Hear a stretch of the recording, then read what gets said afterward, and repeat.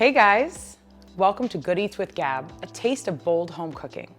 I'm Chef Gabriella Baldwin, and today we're making olive oil cake. So olive oil cake, not something you typically see, but when you have it and it's done right, I think it's an incredible recipe. Step one, make sure you have some good olive oil. I have some fresh olive oil, and this is gonna read some great acidity and some wonderful fat content. So in our mixer, we're gonna start with all of our wet ingredients. We have some Grand Marnier, some vanilla, a little lemon juice. I have Greek yogurt. My son apparently ate all the regular Greek yogurt, so we're using strawberry today. It's called adaptation in the kitchen.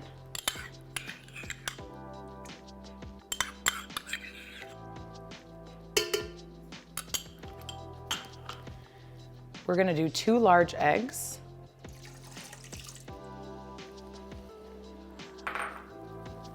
And then of course our olive oil. Look at that beautiful green color. That's how you know it's really good olive oil. And remember, just because it says it's imported doesn't necessarily mean it's good. I like to use quart dough. Now we'll get our whisk down. Make sure your attachment, if you have this kind of handle attachment on your KitchenAid, make sure it's nice and locked. And let's just get a stir going. What you'll start to see is your yogurt is thickening up all of the other liquid ingredients. The Grand Marnier adds a beautiful tangy orange zest flavor to it, similar to how it acts in tiramisu sometimes when somebody adds that, or coffee liqueur. Now that everything's starting to thicken up, this is when you can raise the speed on your KitchenAid. If you just start high, it's gonna end up on your ceiling. We'll go for about 2 minutes on this. And while that's happening, let's get our dry ingredients going. In baking cakes, you wanna make sure your wet ingredients are in one container and then your dry ingredients are in another, then they get introduced. That should be good. We have our all-purpose flour, our granulated sugar, and our leaveners, baking soda and powder. Of course, a little salt is also worked in here. The salt actually is really important in baking. One, it helps with the whole chemical process that's going on when you're baking with the leaveners and all of the ingredients that you're using. A chemical reaction is happening. But it also brings out the sweetness. Salt is a flavor emphasizer. It's not necessarily a seasoning or a spice like a lot of people think it is. So now our dry ingredients are together, and we're just gonna agitate them so they mix together and we have it evenly through. You can either sift at this point to go into another container and then into your wet ingredients, or as I did, I sifted prior. So each dry ingredient was sifted with something that looks kind of like this. And all you do is you take that dry ingredient and you pour it into this little tool. Usually a larger one would be ideal. And then you pat it against your hand and it works out all the clumps. So now we're gonna unlock, mix our dry ingredients into our wet ingredients.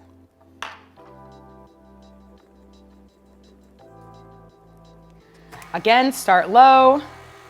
You'll end up with a face full of flour.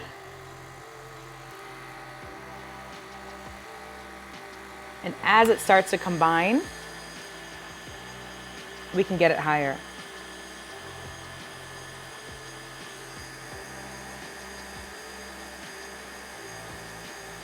I don't waste too much time in this step because then I want to groom all of the dry ingredients that have been left on the side and start to fold in those last components. And we have this beautiful, airy batter. All right, now that our ingredients are together and the batter is looking phenomenal, I'm gonna grease the pan a little bit with some residual olive oil. I've lined the bottom with parchment. This is gonna make it a lot easier, guys, to take it out at the end. And I put a little bit of olive oil on the bottom of that parchment too to make it stick. All right, just a little will go a long way. And now our batter goes in. I'm digging it. I think it's really nice and light and airy. It's fluid. Ooh, I can smell the orange from the Grand Marnier. The olive oil is just gonna do great. This is gonna go into an oven at 350 degrees for about 30 minutes. And you'll wanna pick it and do the old toothpick test to make sure no batter comes out and it's done.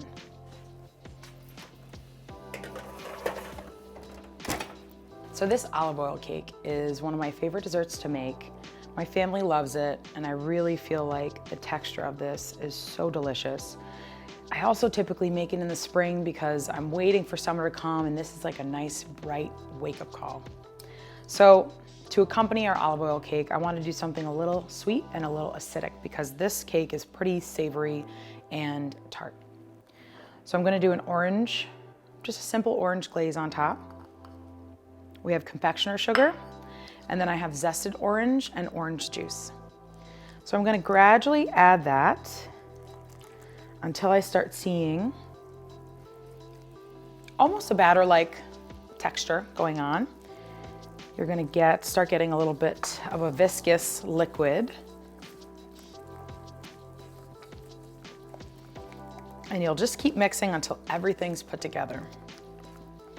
All right, my icing is looking like it's coming together nicely. Let's give it the good old chef's taste. Nice and sweet, little rounded citrus. I think we're ready to ice this cake. So my cake cooked very nicely. It's nice and brown on the edges, all of that sugar caramelized.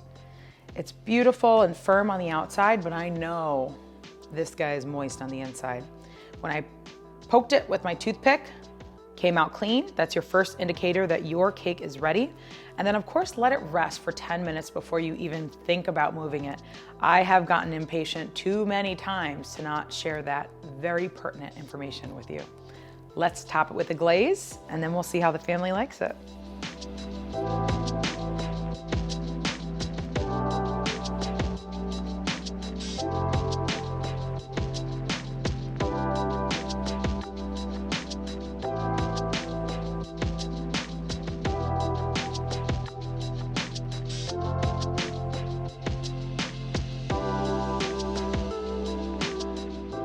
Okay, let's see how we did. I am no baker, but from time to time I've been known to produce some sweets. The olive oil makes it so moist. Sorry if that's a controversial word for some. What really helps the acidity from the olives pull away from the fat of the olive oil is the acidity in the lemon juice. And then mix with that citrus from the orange. And the Grand Marnier is playing too. This is a wonderful dessert to serve. It's really simple, but sometimes simple things can make a huge statement. I hope you try it. If you want to stay tuned and see what I'm doing, follow me on Instagram at Gabriella Baldwin with 2 N's. And of course, thank you WBRW for producing this show. I had a great time. I'll see you next time. Peace.